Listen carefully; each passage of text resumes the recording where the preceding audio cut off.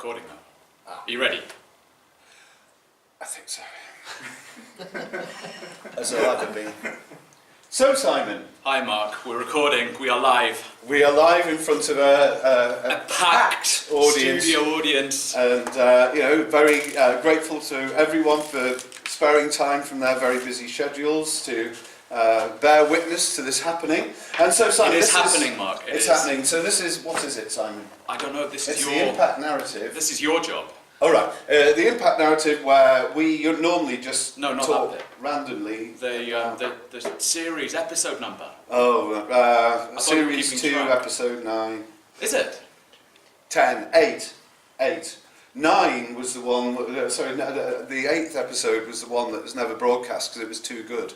Right. Wasn't it? And we just thought we'd blow other rival shows off. It's kept in the can for 30 years until. Yeah. All right then. So we'll say this is episode 8. And so what do we normally do in this programme, Simon? I've completely lost the plot, Right. Mark. Yeah, well, that's obvious. So we normally just talk over what's been going on in the world, and normally we focus on our areas of expertise, but sometimes we stray into areas where we have no expertise whatever, and we like just Christmas. No, you've got considerable expertise. Oh, we can do this now, can't we? Because we're on air. Right, that's Festooned. it. Leave it, Mark. Leave it. All right. Excellent. So, where do we start, Simon, in today's There's only fun one place fact? to start, Mark. Surely there's only one place to start. Arsenal. Brexit. No, that's last. No. We're going to do this. We're going to get it done. Well, We're going to draw a line under it all right, until the then. next episode. Okay. So, since the last time we spoke, we wrapped up this show saying this is going to be really exciting. Next week we're going to be live in front of a studio audience, and we're going to look at the fallout from this historic Brexit vote where Parliament reclaims its sovereignty and has a say. So how did that vote go? Well, I think we're still kind of anticipating it with. It's one of those things that we want it to be pushed into the future as long as possible, because once it's over, life just won't seem ever so exciting again. And so I think that Mrs May has done us a tremendous favour by delaying the vote, because it means that we can still look forward to it rather than look back and say we were there and will it ever be as exciting again. But she upset an awful lot of people by doing this, particularly people in Parliament. She upset Jeremy Corbyn so much that he got very, I think we should dispense with this, he got very heated yesterday in Prime Minister's Question Time. And I just hope for his sake, because obviously this programme wishes him well and all other politicians very well, I just hope that meant something to the public, that the thing he got angriest about wasn't food banks or the state of wages in the country, but the fact that Parliament's rights had been infringed by Mrs May.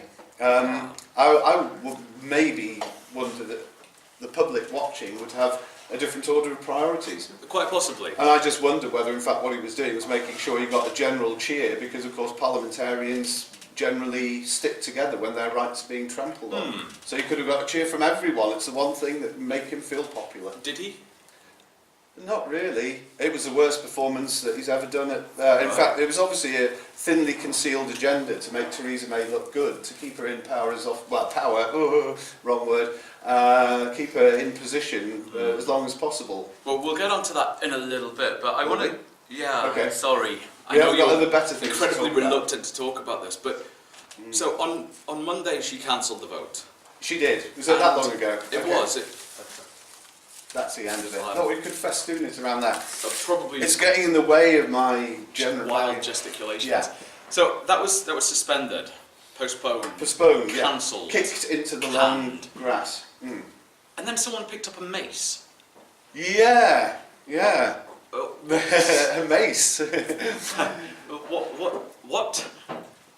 Well, yeah, but it's been there. But as I was saying to some people turned up for my lecture this morning, even though it was kind of semi-cancelled. And we talked about this, and of course Michael Heseltine did it with a lot more gusto in the 1970s. He did. And they've got a checklist of stunts to perform in the House of Commons. Right. And somebody said, oh, nobody's wielded the mace for 25, 30 years, so let's do it. So what's the next stunt that we can expect? Festooning the speaker in ivy or something. Right. Well, that was the other thing that was interesting on Monday, when it sort of descended into a parliamentary debate. That Bercow tried marking his territory, and he was very, very vocal in his criticism of the Prime Minister. And it seems somewhat bizarre that only a week after being held in contempt of Parliament, that she take this decision. So, I mean, she took it, obviously she was worried about losing. Possibly. No, as I say, she just wanted to delay it. So anticipation is always better than the actual performance. But anyway, you know, I mean, everyone knows she holds Parliament. It's hardly news, is it? Because she didn't want Parliament to vote on it at all in the first place. And this is what the executive does. It's not personal to Theresa May. It's just what Prime Ministers do. They tell, you know, they allow a vote usually when they have no alternative. It's far easier. Well, you know, I guess. Pesky parliamentarians voting, they might vote in an inconvenient way. So you kind of use the prerogatives at your disposal to make sure they never, you know, cause trouble. So that's a long time ago. Are you? I'm thinking of Churchill. His argument against democracy was an argument with the average voter. So what you're saying is that for Prime Ministers, the argument against Parliament is a discussion with the average parliamentarian. Well, of course. I mean, look what they do when they get a chance to vote. They do all sorts of idiotic things like which bring the country to... Makers. Yeah, exactly. Okay, so that happened. And then shortly afterwards, there was a submission of how many letters was it in the end? I'm not sure what the tally said. Charlie will know because he wrote most of them. Well, I mean, all we need is the magic figure of 48. Yep, and they were voting for Christmas. Submitted to the 1922 committee. They did. My old college friend, Sir Graham Brady. Really? What colour hair was his when yours was pink? Sort of brown, really. That you had pink hair he was university days? He was always going to be a Conservative MP. Was he it didn't dye his hair. He was refused to dye his hair purple. It was about that shade. It was that bubble pink. Excellent. But yes.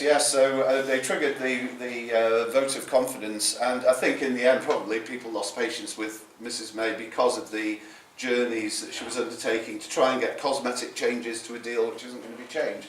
So I was listening to the radio the day after. So when the news broke about her being having to face a vote of no confidence, obviously the radio, the media outlets were pretty furious. They were incandescent. Yeah, I think. This isn't a position that we are holding, of course. Oh no, well no, but it was reflecting on. Yeah, I mean it may be seen in some quarters to have been a bit of a distraction from, because it prevented the Prime Minister from going over to have a pointless conversation in Ireland. Her pointless conversation itinerary was thrown utterly by this rude intervention. But speaking or listening to these, her air miles will be reduced correspondingly. So speaking to this, but her carbon footprint will also be exactly. Reduced, so that's wonderful. Thank goodness, Mr. Rees-Mogg. Actually, I was going to cut to Mr. Rees-Mogg because we usually talk about the blonde one rather than him.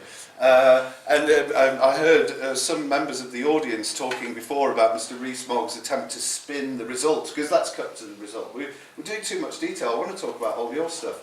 So there was a vote, and it was 200 to 117 in the final analysis. And Mr. Rees-Mogg was immediately on various media outlets saying that, okay, maybe it looked like a convincing victory, but you've got to remember that most of the people who voted for Mrs May are on the payroll. They're the payroll vote. And that means that, in fact, all the brave people on the backbenches who could speak their mind, the ones who were able to speak their minds, voted against it. So therefore, in fact, Mrs May lost, and we should now have a leadership contest. Now, the interesting thing about that, because immediately people were saying, well, this is a more decisive vote than the vote that was held in 2016 or whatever, which we dimly remember, to which Mr. Rees-Mogg's answer was, if you look at it really in all its complexity, she's damaged beyond repair. You know, she can't claim it was a decisive victory. 52% to 48% is a decisive victory, but 60-odd% is a... That was going to be my question. What is a decisive victory for? But let me look at this in... This is what I'm just saying, that, you know, if you are a student of politics, you can immediately... You know, anyone who's got incipient Rees-Moggism, I'm not looking at anyone in particular, should find their antidote right now, because the first thing to say is that if there are a large number of people wanting Mrs May to stay who are in the government service in one way or another, and their vote could be seen as tainted, The 117 include an awful lot of people who were in the government service but have subsequently either resigned or been fired, in which case you could say that they were somewhat biased against Mrs May, and all the other ones are people like the aforementioned Rees-Mogg, who would like to be in the government service, but because he couldn't organise, you know, the proverbial in a proverbial, will never be summoned to that particular role. So in other words, in fact, if you're saying that the people who voted for Mrs May were biased because of their position, exactly the same can be said of the people who voted against Mrs May. But then if you go beyond that, you will see that the referendum campaign was conducted against a background where the press was 82% in favour of leave, only 18% in favour of remain, and it took place. Whereas the people who voted in the Conservative leadership election are people who usually have a pretty calculated view of everything and the possible consequences. As we know, the referendum was conducted before an electorate which, by its own estimation, was ill-informed on Europe. So, in other words, if he's saying that the May vote should be cast into a bit of doubt because the electorate was in some way or another voting with vested interests or whatever, then the fact that the referendum was decided by people who didn't really know very much about the issues on all sides and were presented with information which was somewhat biased, then, I mean, basically what he's saying is that no election could ever be, the only contest in history which has actually been perfectly valid is the referendum debate. All the other ones, all the leadership contests that have been held by the Conservative Party were tainted because some of the people who voted had vested interests in the result. So is he anti-democracy? No, he's in favour of democracy, but like all of us, when it produces the result that... of course. That So I have two questions relating to Brexit, and then we can move on. Okay, good. One, where does this leave Mrs May? You look at the front pages of the various newspapers, across the spectrum, you go from, now let me get on with the job, to lame duck for Christmas. Where is she? What's going to happen? We know she's not standing, leading the party into the next election. So we knew that anyway. Well, yeah, we did. And surely those Conservative MPs knew that as well. So yeah. So well, the thing is, it would seem that, I mean, we'll look at the opinion polls, see whether her popularity has increased, because I think a lot of people will have felt a bit of sympathy for her, but it doesn't change anything, does it? It leaves her with a deal which she won't be able to sell to the House of Commons. And there's, I was saying just the other day, something big has got to happen to break the logjam. Something big happened, it was never going to break the logjam. So is that it wasn't big enough?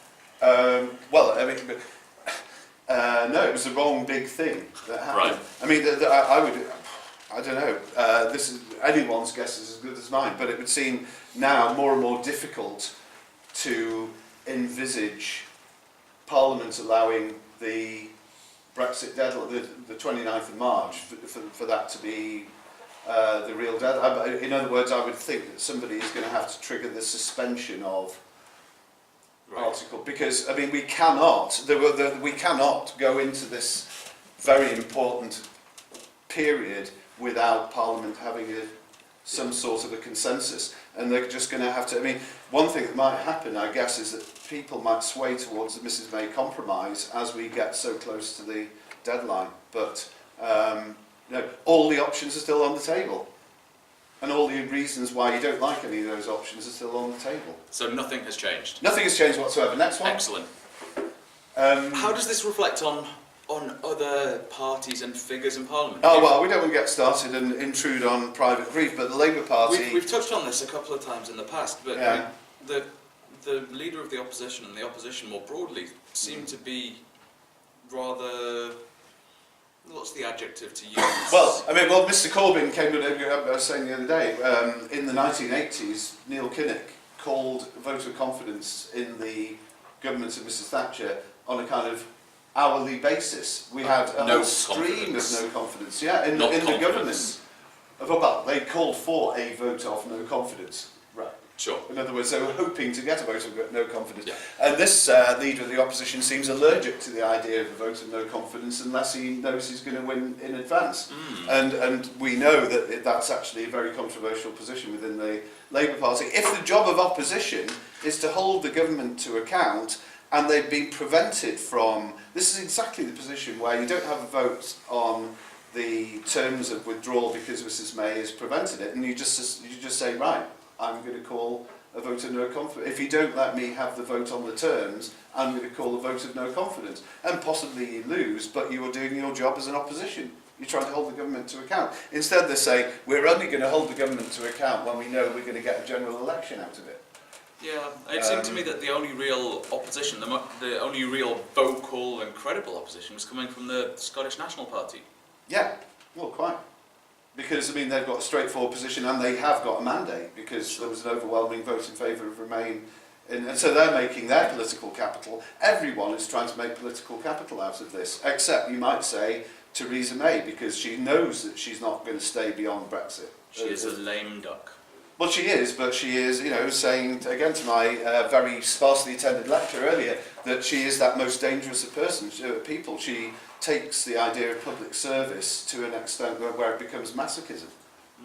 And, you know, she'll keep on, but everyone else is trying to get some kind of party political or personal gain out of this. And it does happen to be, I think, quite an important national crisis. What you're saying, Mark, if I can boil this down, and make gear it coherent. up for more of the same. Yeah, oh, absolutely, yeah. Just so we have 3 more months of this. Yeah, and it was finally on this. It was the worst possible result. I was on a media thing, an inferior media thing, just before the voting started, and they said, "What do you think the result will be?" And I said, "Anything less than 200, and she's going to almost certainly be asked to step aside, even if she wins, for the sake of the party." And lo and behold, she got the minimum number that was survivable. Yeah. And 117 is devastating, especially as they're upstanding patriots who aren't on the payroll, and therefore, you know, the weight of their sheer integrity and intelligence. That Jacob Rees-Mogg, he should have had 150 votes on his own, really, because he is a man without any personal ambition and simply tells the public the truth. Upstanding, honest, awkward though it parliamentarian. May be. Oh, he is. I mean, he's a shining light in a really a field of darkness. He's like, you know, that gleaming beacon on a hill, which, without whom the entertainment industry would be much the poorer. So, Simon, what else has been happening? It's just logjam, and it's going to keep on going. So let's move to tight times.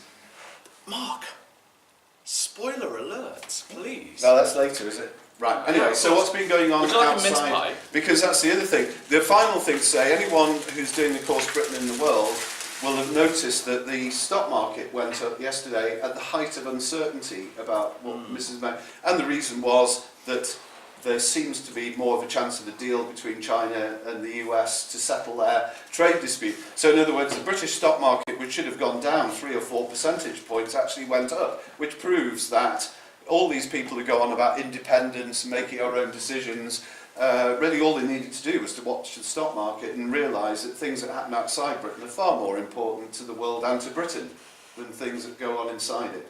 But the Conservative politicians get loads of interview requests and really enjoy themselves and think the world revolves around them. But in fact, 1 or 2 of them think the world revolves around them anyway. And I have mentioned one of those people already.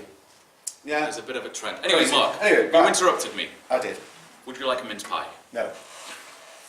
Next question. Are you sure you wouldn't like a mince pie? But it's too early for me to eat. I eat when all my... Well, I know what you're actually saying, but we won't say that on air. Eating is a waste of time. It is. So, let's go back to reviewing the year then. Smoking isn't a waste of time. It's not been a particularly happy, cheery year. It's been one of those dark, gloomy years that we seem to have been having for... Yeah, amidst which the gleaming presence of Jacob Rees-Mogg is a welcome contrast. It has been very gloomy, and this is why you're going to talk about all your stuff. Well, briefly, because it's pretty dark and gloomy, and I just want to say a couple of things about war, really. Okay, you're against it. I am. What is it good for? He's buried in Nottingham, you know. See, He is. Oh, What's it interesting. called? Edwin Starr, was it? Something He did it originally. I was expecting the next line, but What is it good for? Absolutely nothing. yeah. Anyway, Nobody knows. Nobody's got an idea what we're talking about. no, not a clue. Maybe what we should do to end this. Do you remember how we played Taylor Swift for you? Mm-hmm. Maybe we should play Edwin Starr. Okay, well, yeah. But You maybe, got the facilities. at your Maybe a bit fingertips. later on. Anyway, Right, so how do you review it? The Yemen Civil Wars? well, the thing that strikes me is that there's... Maybe it's a media cycle thing, but there's been a move, a shift, away from events in Syria to events in Yemen. If you'd have gone at sort of 6-8 months ago, it would have been all Syria and no Yemen. Yeah. But no, Syria, the conflict in Syria is still happening. Yeah. It's still taking place. There are still massacres on a devastating scale taking place across the country. Assad is still responsible for killing hundreds of thousands of his own people. And yet we're talking about the actions of a rather self-indulgent parliamentarian from a constituency in the south. Not the fact that earlier this week there was a report that came out that said that 560,000 people have died in the Syrian conflict. In 7 years of fighting, over 500,000 people have died.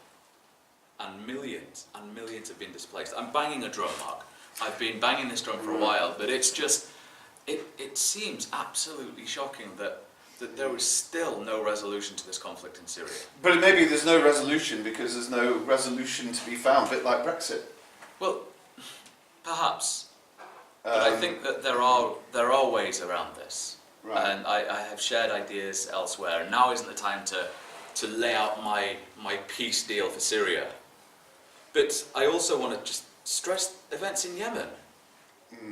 And there was a story this week from, it was shared by a friend of mine on Twitter, and he talked about how people in Yemen are committing suicide because they are worried about starving to death. They're choosing to take their own lives because they don't want to lose that agency and starve to death. It's absolutely heartbreaking. It's absolutely devastating. But there is progress in Yemen, though, isn't there? At least there are discussions taking place. There are discussions taking place. And I found that out from TRT or something the other day when I was, because their news story had that they had that about third or fourth item on the news. You say that Yemen has taken the place of Syria. Well, it hasn't taken a very prominent place because it's not high on our news. No. None of these things, because these are issues, and again, this is a reflection of the tacit understanding that Britain's place in the world is no longer what it used to be. I mean, it's a because common theme that... otherwise there would be this demand for us to do something about it. Yeah. It's a common theme we've been discussing in our book, but also in this show. But I mean, just think about the scale of devastation in Yemen. We talked about 560,000 people dying in Syria, millions being displaced, millions left homeless, millions being refugees, and the devastating impact on infrastructure, mental health, physical health, not counted in those statistics. But in Yemen, there's an estimated 8 million people who are in dire need of medical assistance, in dire need of food. A further 18 million who are still in need of food. Not quite as dire need, but in need. And there is conflict taking place in Hodeidah, the port where all of the aid gets in. Yeah. Something has to be done here. This is something we've been talking about for the best part of a year now on this show, and very little has happened other than thousands of people dying. And But also we are still on friendly terms with the people who are causing this devastation. Which is somewhat surprising given what happened with the tragic case of Jamal Khashoggi. I was reviewing a book for the LSE blog series, and it's a book that I wasn't particularly impressed with, as you will probably see in the review. But towards the end of it, the author mentions Jamal Khashoggi within the context of rising totalitarianism in Saudi Arabia. His words, but it was pre-assassination of Khashoggi. Right. And it was so dark and so hard-hitting to read this with the knowledge that since writing, Khashoggi has been disposed of, should we say. by one of our key allies. Aye. And again, it's one of those things. We've been talking about it for a while now. How do you square the circle of national interest? And that was a phrase used by a number of people on the radio last night. This is in the national interest. Yeah. It's how do you square this national interest with more surely more serious humanitarian concerns? The case of Rwanda, the case of the genocide more broadly, resulted in people saying never again. This cannot happen again in our lifetime. We cannot let this happen. And it's happening time. But again, that's the key point. We cannot again. let this happen. It doesn't really matter what we as a nation... Well, sorry, we as in the international community. The international community, yeah. No, it does seem that there's been there's been a shift. There's been, should we say, when George Bush talked about, George W. talked about an axis of evil, then he could identify one or two or three countries, and one or two of those might be questionable. But now it's more there's so many regimes seem to have turned towards gangsterism and basically just acting as if there was no moral code at all. The rules of the game have been discarded, and that means that more and more states are going to push the boundaries of what's acceptable and what's not. Yeah. Which will mean there will be more instances like Khashoggi, more instances like Matthew Hedges, the Durham PhD student. Yeah. This will become more and more commonplace, where regimes think they can get away with this because there is no comeback. Yeah. There is impunity for these actions, and it's abhorrent and deeply, deeply worrying. Mark, I want to move on because I want to talk about my book of the week. Right, okay, good. That's the next item. I winced when I saw that because I see that in every charity shop. Oh yeah, it's wonderful. I picked it up for £1. I got robbed. Well, it's deeply, deeply depressing. Oh good, right, please, let me seize it. Yeah, it's a rather terrifying account of what might have happened and what might happen if fascism gains prominence in the UK. Right, so it's a bit like Thingy's book about, what was it, Fatherland? It is, but set in the UK. Far more original. Right, okay. Well, it's set in the UK. It's an interesting take. Set in the 1950s, the smog of London and... The re-smog of London. Yeah, exactly. So it's just a... They were trying on 5 Live to do Christmassy versions of people's names. Did you hear that the other day? There's Jacob Rees-Mogg. That was quite funny. Well, yeah, on a number of levels. Indeed, yeah. Vince Cable. And Log wouldn't have been happy with the comparison. No, probably not. Vince Cable? Okay, I'll run with that one. I can't say, I mean, Vince Cable, it always brings a laugh from the audience. He's still there. He is still there. There's another leader who, is perhaps on a short lease of life. Indeed. But anyway, you have a book Not of literally. the week. No. No. Right, okay. No, well, no, because I've been too busy doing the proofs for my next magnum opus. Indeed, what's this one called? Well, yeah, because everything is so terrible now, you've got to go back to the distant past, and so it's called Titans, Fox versus Pitt. And it's about a little story of rivalry, political rivalry in the 18th century. Did it culminate in a Pistols at Dawn incident? Oh, there were 2 Pistols at Dawn incidents. Fox had fought a duel and Pitt fought a duel, not with each other, but... Right. Yeah, it was good when politicians actually squared up within a few paces of each other and fired, and what normally happened was that they sort of aimed at limbs rather than trying to kill, usually, and then when their opponent is fired and you're satisfied you're not going to die, you fire your own pistol in the air to show how incredibly brave, and then at the end of it you embrace your opponent and you retire to the pub together. Right. That's how things were conducted in the good old days. Although, of course, Alexander Hamilton, at virtually the same time, with Aaron Burr, was killed. He was. But, it was a far more gentle day, the 18th century. I mean, the French Revolution, a mere bagatelle, mass murder for political reasons. But there are actually loads of parallels in this book, which isn't available in any good bookshops because it's coming out next year. Lots of parallels. No, were you free tonight? No, it's now you mention March. It's March. It's Brexit Day, so it's sales. Excellent. It'll go soaring up to the top of the charts, and then of course after March the 29th, nobody will be able to afford to buy a book anymore. So after Brexit, Which is actually one of the themes of this. is it? No. No, I didn't think so. No. But at least that'll always be available for 20p, and because people pick it up and they say, "Wow, this is a lot of pages per penny." But So it it must be certainly great is, value, yeah. and then they realise it's infinitely depressing, so they immediately give it back to a charity Make a shop. 20p loss. Anyway, Mark. I'm glad that you're reading useful things, Simon. It's improving your mind and making you a much more sunny individual It really all round. is. It is. It is. Yeah. Two things. One, Just in case the camera. Has what was the thinking about Taylor Swift? Did you enjoy it? When we I played a think bit of Taylor thinking Swift? Taylor Swift does that belong in the same paragraph? Yes, it does. It wasn't good. It wasn't I'm sorry good, to actually. say. So those of you that missed it, there was an episode earlier Oh this yeah, those season. few of you that didn't. We were talking about Taylor Swift encouraging people to vote in the States. In Tennessee, I believe. Is that where she's from? Ross? Maybe, right. And, we came to the conclusion Mark had never heard Taylor Swift, so we played him some. Not knowingly, but I've been in loads of supermarkets where they play banal music, and so I'm sure I wouldn't be able to distinguish one There's from another. nothing banal about Taylor Swift. Tay-Tay.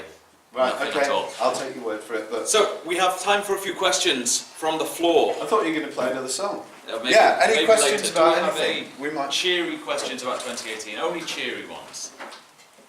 Or maybe not so cheery. This is where it goes silent. We have a question. Do you think the kind of fear of Jeremy Corbyn and his kind of cabinet that a vote of no confidence would unite the Tories is a justified fear, or do you think the fact that the Tory backbenchers have been seen to be willing to literally bring their own government down proves that it wouldn't actually unify and is kind of a false fear? Yeah, certainly that isn't. That I've heard people say that, but that isn't the consideration. I mean, I think the consideration is that the Labour Party should only sit and watch and should do as little as possible, make as few policy pronouncements as possible, because the government is basically doing the opposition's job. But that isn't true. The opposition's job is to oppose, not to watch while the government falls to pieces. There might well become a suspicion in people's mind that you aren't that bothered about the fate of the nation. You're actually just bothered about whether you win the next election or not. If you sit back and watch the government fall apart, you're doing a disservice. You should say, okay, Jeremy Corbyn says this shambles of a government. That isn't holding the government to account. That's trying to say something which looks good when you get your people to put it on, what's the social network thing? Well, Facebook or something. Come on, Mark, don't be coy. You've got Twitter. We all know you have Twitter. Yeah, but I'm having Dr.Mark treatment Garnett. for it. I'm having treatment for it. Next question. Quick fire question, if there is one from the floor. This will look really good. Tumbleweed. What do you think? From the gentleman with the bow tie. What do you think that Michael Cohen's imprisonment and imprisonment will mean for the Trump administration? What do we think the Cohen imprisonment will mean for the Trump administration? Neither of us are qualified to remotely to talk about this. But I think it's another nail, personally. Well, but the mother of all nails is coming along later because Cohen. I think it's more important what Cohen said to the special investigation, and it's pretty clear that he's done a deal which involves full disclosure. That he's left no bodies, he's unearthed all of the bodies. You'd imagine. But again, the thing is that it's a bit like the Corbyn dilemma, really, isn't it? Because they can start impeachment proceedings now in the House of Representatives, but they won't result in a guilty verdict until and unless. It's interesting that I was talking earlier about the stock exchange, that the Dow Jones has lost all its gains over the year in the last 2 or 3 weeks because of Trump's position regarding China. So all the reasons why senators in particular might want to hang on to his coattails are disappearing. There was talk a few weeks ago the American economy was almost growing too fast, and now the talk is that it's in fact in potential recession. So, you know, you're looking very hard now to find any sunny compensation for Mr. Trump's, and it's that's going to bring him. So, to answer, my answer to the question would be, there's enough evidence already to impeach this guy, it would seem to me. And the reason it isn't happening is for political reasons. Just like there are loads and loads of people who have no confidence in Theresa May, but she's still in place for political reasons.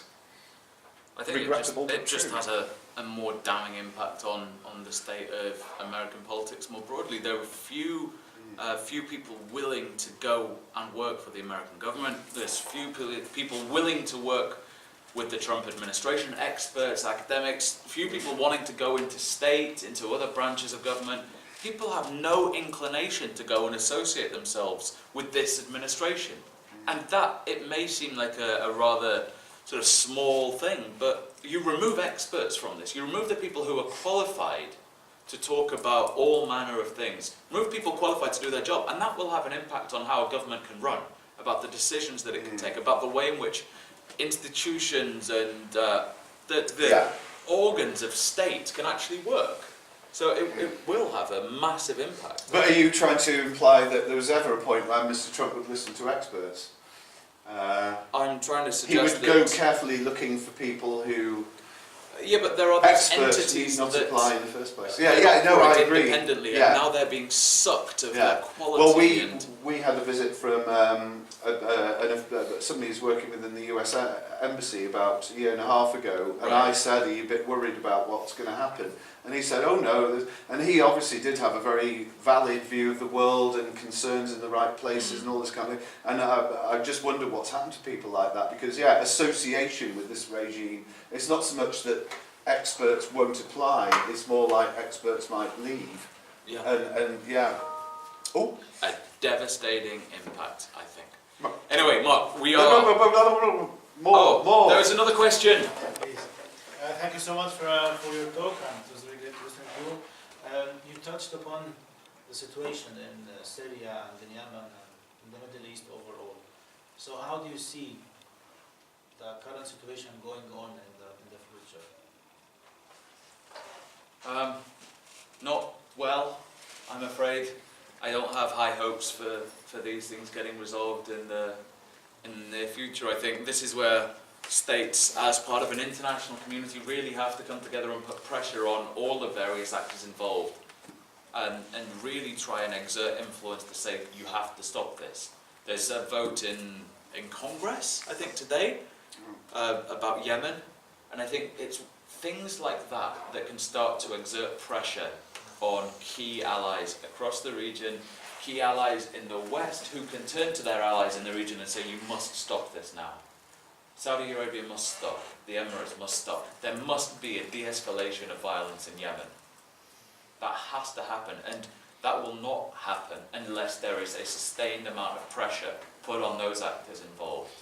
Then you can really start to work about building peace, which is a challenge in and of itself, and will take time. It will take time to really take the sting out of this intractable conflict, the way in which divisions have been embedded and really built into the fabric of these states. It's going to take time to really unpack, just like we've seen with Northern Ireland.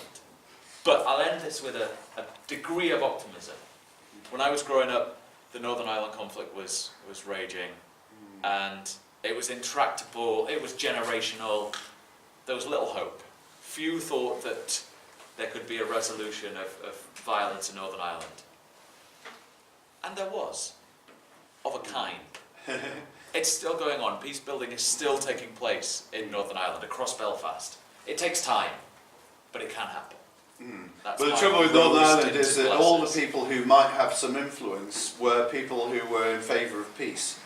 Where, so you have America and the EU, helping the British to find a peaceful solution, plus war weariness born of 30 years near enough of renewed conflict. Whereas these conflicts, they may be fairly very long lasting, but compared to the Northern Ireland thing, lasted long enough for people to gradually, the oxygen for terrorism was drained, whereas these are ongoing controversies which are fuelled from outside. So, sorry to bring you down from No, your thank you, Mark. I little tried shaft of light. to put a bit of positivity. Well, there is. But, There's good news because the tide. There is good news apparently. because high tide is coming. It's exciting and no one knows what we're talking about or why The we're tide excited. is high. So high tide is at 2:26. 2:46, Mark. That's a 4, not a 2. That one there. Oh, I see. Right. Yeah, I was doing the early one. The early one that has been and gone. So high early one. tide. So there's still time to get to Morecambe. There's time to get to Morecambe. You have, 50 minutes to get Just to Morecambe. lovely, the to number see 2 high bus. Tide. There we go. It's there. It's an And then opportunity, and then low low tide tide. at 9:32. Interesting. A little flashback to our days on local radio, Mark. Right, it was a favourite, wasn't it? It was a favourite item. It was a It's the only favourite. thing anyone ever tuned in for was No, the there was Tide Times. John Stuart Mill News. Is Oh, there right. any? No. Right. Okay. Anyway, we're out of time. Yeah, thank you. So, thank you very much for coming. yeah, and thank you've made it all into exactly the same as it usually is, but with a few questions at the end. And suitably depressing as well as a consequence of your questions. So thank you for bringing us down. And festive greetings to all. Indeed, and there's a couple of mince pies for any of you who would like to take a mince pie before we get out of this room. As usual, Mark, you need to say your little bit at the end. What do I say? Oh yeah, if you've responded in one way or another to this programme, then respond by a mechanical electronic thing, which means clicking like or dislike or hate or Jacob Rees-Mogg or Spotify and what's the other thing? So it's available on SoundCloud, iTunes, Spotify, YouTube. Yeah. So it's all, you can watch it. A range of different platforms, different Yeah. outlets for you to... You can keep watching it on different platforms until at some point it seems interesting. But that's my sunny optimism born of looking at the front cover of that book and knowing that I haven't wasted 50p on it. It's gone up now. Right. Inflation. Yeah, See, well, that's 20p. what's happened. Good. Right, let's leave it there, Mark. We Thank shall. you very much.